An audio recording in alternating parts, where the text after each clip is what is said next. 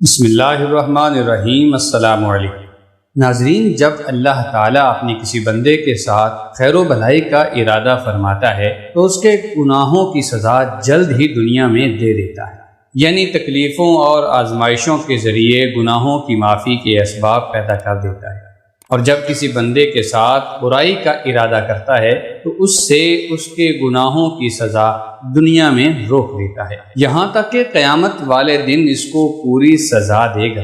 حضرت عائشہ صدیقہ رضی اللہ تعالی عنہا سے مروی ہے کہ جب اللہ تعالیٰ کسی بندے کے ساتھ خیر کا ارادہ فرماتا ہے تو اس کے مرنے سے 1 سال پہلے ایک فرشتہ اس کے پاس بھیج دیتا ہے جو اسے برائی سے روکتا ہے اور اسے نیک راہ پر ڈالتا ہے، یہاں تک کہ اچھے وقت پر اس کی موت واقع ہوتی ہے تو لوگ کہتے ہیں کہ یہ بندہ بہت مبارک وقت میں فوت ہوا۔ علماء کرام نے لکھا ہے کہ جو شخص حسن خاتمہ یعنی اچھی موت کا خواہش مند ہو تو اس کو یہ دعا کثرت سے مانگنی چاہیے، جس کا ترجمہ یہ ہے: اے ہمارے رب، تو نے ہمیں ہدایت عطا فرمائی ہے، اس کے بعد ہمارے دلوں کو ٹیڑھا نہ کر اور ہمیں اپنے پاس سے رحمت عطا فرما، بے شک تو بڑا عطا فرمانے والا ہے۔ اس دعا کی برکت سے انشاءاللہ تعالی خاتمہ بالخیر نصیب ہوگا۔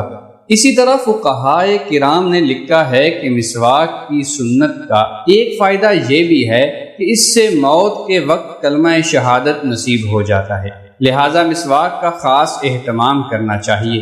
یہ عمل بھی حسن خاتمہ کے لیے، اچھی موت کے لیے بہت مفید ہے۔ حضرت عبد الرحمن رضی اللہ تعالی عنہ سے روایت ہے کہ میں حضرت عبداللہ ابن عمر رضی اللہ تعالی عنہ کے پاس پہنچا، وہ کعبہ کے سائے میں بیٹھے تھے اور لوگ ان کے ارد گرد جمع تھے۔ میں نے انہیں فرماتے ہوئے سنا کہ ایک دفعہ ہم رسول اللہ صلی اللہ علیہ وآلہ وسلم کے ساتھ سفر میں تھے، ہم ایک منزل میں اترے، ہم میں سے کوئی شخص ابھی خیمہ لگا رہا تھا، کوئی بطور مشق تیر اندازی کر رہا تھا اور کوئی اپنے جانوروں کو چرانے کے لیے نکال رہا تھا کہ اتنے میں نبی کریم صلی اللہ علیہ وآلہ وسلم کے منادی نے اعلان کیا: نماز کے لیے اکٹھے ہو جاؤ۔ چنانچہ ہم سب اکٹھے ہو گئے۔ نبی اکرم صلی اللہ علیہ وآلہ وسلم کھڑے ہوئے اور ہمیں خطبہ ارشاد فرمایا۔ آپ صلی اللہ علیہ وسلم نے خطبہ کے دوران ہمیں فرمایا: جو بھی نبی مجھ سے پہلے گزرے ہیں ان پر ضروری تھا کہ اپنی امت کی ان باتوں کی طرف رہنمائی فرمائیں جنہیں وہ ان کے لیے بہتر سمجھتے تھے، اور انہیں ان چیزوں سے ڈرائیں جنہیں وہ ان کے لیے برا سمجھتے تھے، اور تمہاری اس امت کی خیر و بھلائی اس کے ابتدائی لوگوں میں رکھ دی گئی ہے، بعد میں آنے والے لوگوں پر بڑی آزمائشیں آئیں گی اور ایسے حالات طاری ہو جائیں گے جنہیں وہ ناپسند کریں گے، بے شمار فتنے آئیں گے جو ایک دوسرے کے مقابلے میں ہلکے معلوم ہوں گے، ایک سے بڑھ کر ایک ہوگا۔ ایک فتنہ آئے گا، مومن سمجھے گا کہ یہ فتنہ مجھے ہلاک کر ڈالے گا، پھر وہ فتنہ ٹل جائے گا اور اس کی جگہ اور بڑا فتنہ آ جائے گا، مومن کہے گا یہ تو ہلاک کن ہے، اس سے تو میں بچ ہی نہیں سکتا، پھر وہ بھی ٹل جائے گا۔ چنانچہ تم میں سے جو شخص یہ چاہتا ہے کہ اسے آگ سے بچا کر جنت میں داخل کر دیا جائے تو اس کو موت اس حال میں آنی چاہیے کہ وہ اللہ تعالیٰ اور یوم آخرت پر یقین رکھتا ہو اور لوگوں کے ساتھ وہی سلوک کرے جو خود پسند کرتا ہے کہ میرے ساتھ کیا جائے۔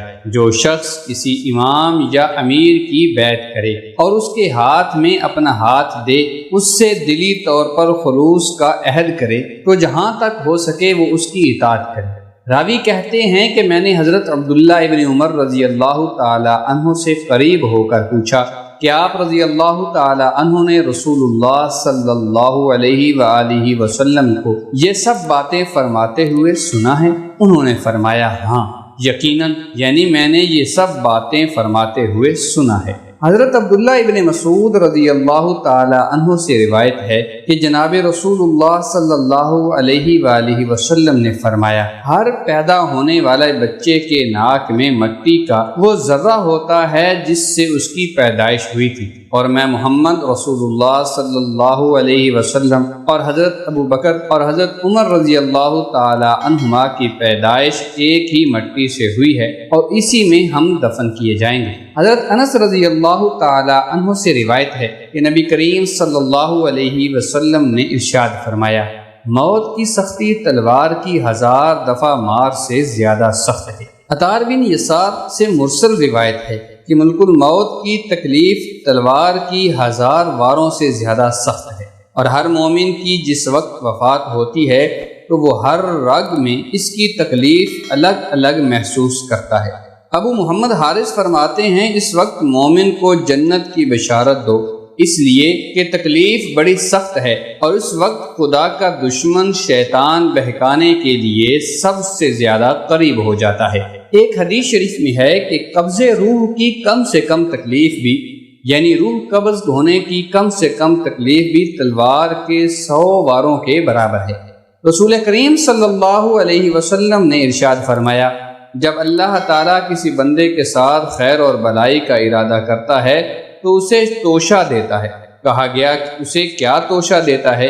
تو رسول کریم صلی اللہ علیہ وآلہ وسلم نے فرمایا، اس کی موت سے قبل، اس کی موت سے پہلے اللہ تعالیٰ اس کے لیے اعمال صالحہ یعنی نیک اعمال آسان کر دیتا ہے، اور پھر ان اعمال صالحہ پر ہی اس کی روح قبض کرتا ہے۔